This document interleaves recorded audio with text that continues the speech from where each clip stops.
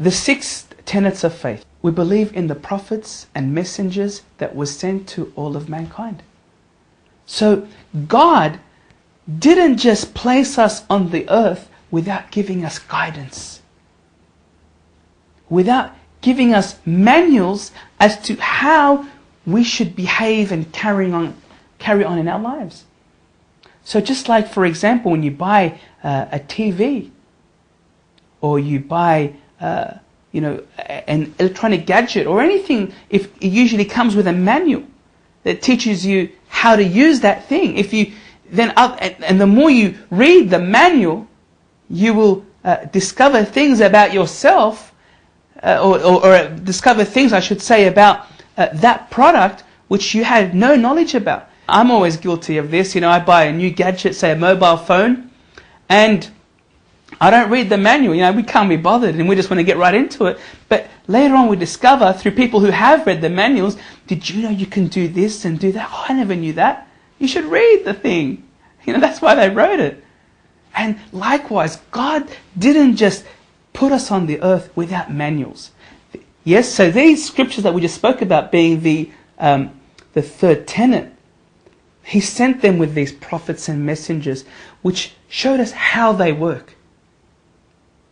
So the prophets and messengers that we know as, we have a prophetic hadith, a tradition that says that there was somewhere in the vicinity of 120,000 prophets, and that 315 of them were messengers. But we only know about how many? We only know about in Islam, some by name, some 25. We know about 25 of them. And some of them we know in such detail. For example, Prophet Moses.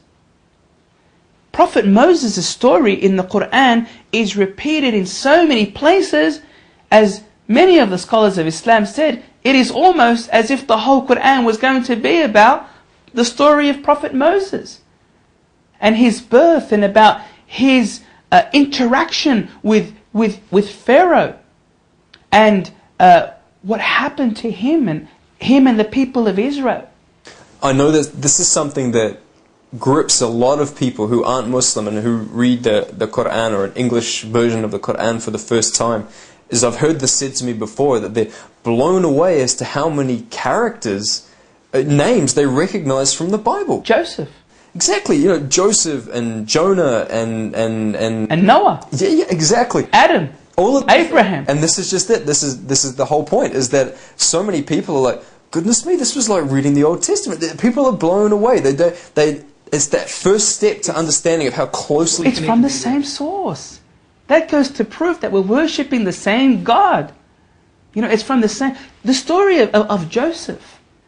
I mean, this is one chapter in the Quran that mentions this journey. That Prophet Yusuf, we call him in Arabic, Yusuf, Joseph.